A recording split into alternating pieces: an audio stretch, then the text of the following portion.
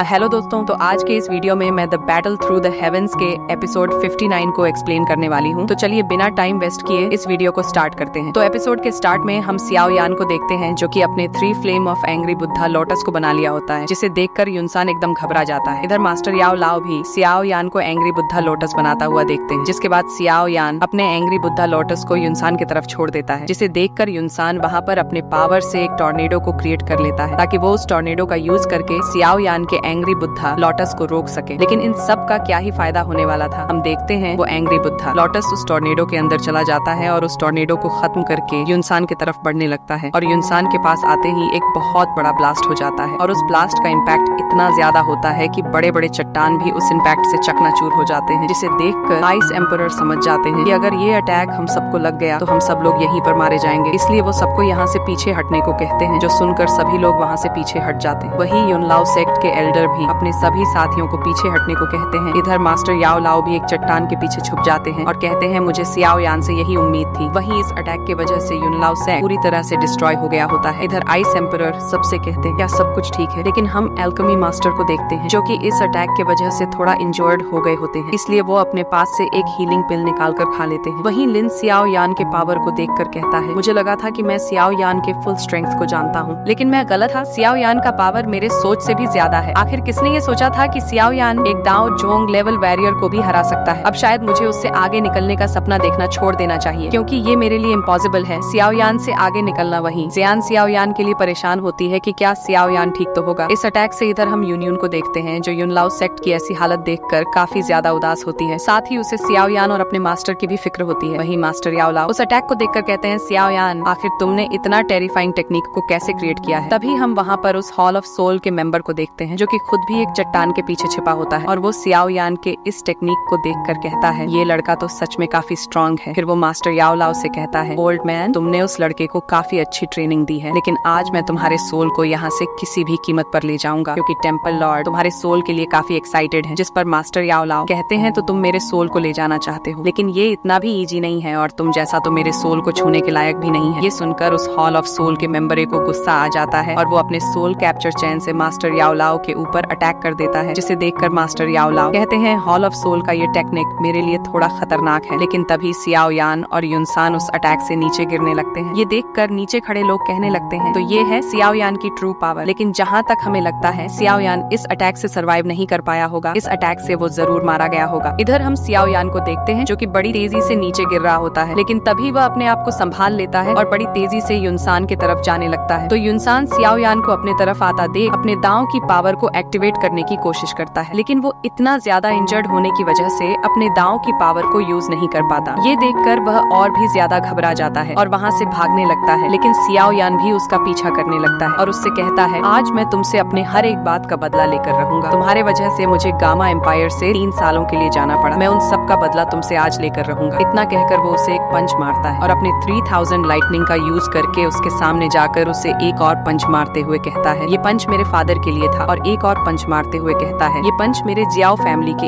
एक मेंबर का था। और एक और पंच मारते हुए कहता है, ये पंच मेरे भाई के लिए था। तुम्हारे वजह से मेरा भाई पैरालाइज हो गया है। और उसे बहुत ज्यादा पंच मारता है। और लास्ट में एक पावरफुल पंच मारने ही वाला होता है कि यूनियन सियाओ यान को ऐसा करने से मना करती है, लेकिन सियाओ यान अपने फैमिली और अपने भाई के बारे में सोचने लगता है कि कैसे इसने मेरे फैमिली को परेशान किया है, इसलिए वो उसे वो पंच मार देता है, जिस वजह से युनसान युनलाओ सेक्ट में आकर गिरता है और उसका खेल वही खत्म हो जाता है, जिस वजह से यूनियन के ऊपर लगा वो सील भी अनलॉक हो जाता है। लेकिन इन सब से यूनियन काफी ज्यादा उदास हो जाती है कि उसके सामने ही उसके मास्टर मारे गए और वो चाह के भी कुछ नहीं कर पाई। वहीं हम सियाओ यान को देखते हैं, जो इतना ज्यादा पावर यूज करने की वजह से बेहोश होने लगता है। तो ये देखकर मास्टर याओ लाओ जल्दी से आकर उसे पकड़ लेते हैं। तो सियाओ यान कहता है, मास्टर में जीत गया। तो मास्टर कहते हैं, तुम इतना केयरलेस कैसे हो सकते हो? मुझे डर है कि तुम्हें ठीक होने में काफी समय लगेगा। जिस पर सियाओ यान युनसान की तरफ देखते हुए अपने मास्टर से कहता है, आप युनसान के बॉडी को ले लीजिए, क्योंकि वो एक दाओ जोंग लेवल का वॉरियर है, तो उसकी बॉडी आपके लिए सूटेबल रहेगा। जिस पर मास्टर भी मान जाते हैं और वो युनसान के बॉडी की तरफ बढ़ने लगते हैं। लेकिन तभी वहाँ हॉल ऑफ सोल का वो मेंबर आ जाता है, जो मास्टर याओ लाओ से कहता है, ओल्ड मैन, तुम काफी ज्यादा लेट हो। जो देखकर मास्टर याओ लाओ उसके ऊपर एक अटैक करते हैं, लेकिन वो उनके अटैक को रोक लेता है और युनसान के बॉडी के अंदर से उसकी सोल को बाहर निकाल लेता है। ये देखकर सभी लोग काफी हैरान रह जाते हैं और ये एपिसोड यहीं पर खत्म होता है और इसका नेक्स्ट पार्ट अभी जल्द ही इस चैनल पर अपलोड हो जाएगा। तब तक के लिए आप इस वीडियो को लाइक करके इस चैनल को सब्सक्राइब कर दीजिए।